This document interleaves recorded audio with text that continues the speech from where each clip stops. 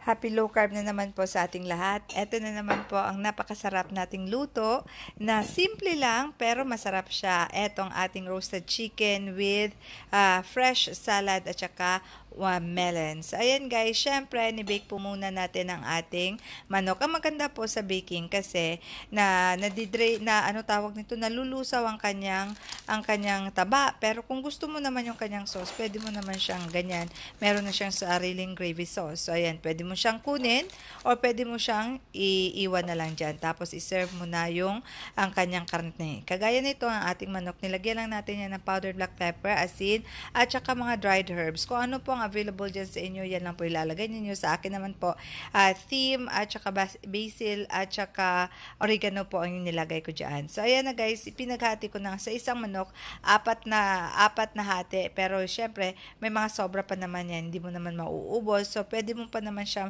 magamit for the next day. So ayan, ang maganda po sa roasted chicken kasi pwede mo siyang partneran ng kahit ano.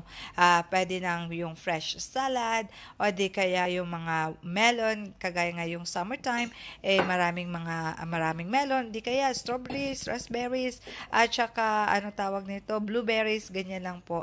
At saka syempre, kung high carb ang gusto nyo naman, syempre, ang the famous kanin, pwede nating i-partner dyan, o di kaya ang ating pansit, o di kaya kahit ano na gusto ninyo na high carb po. So, mas maganda pag low carb. So, panatiling mag low carb po.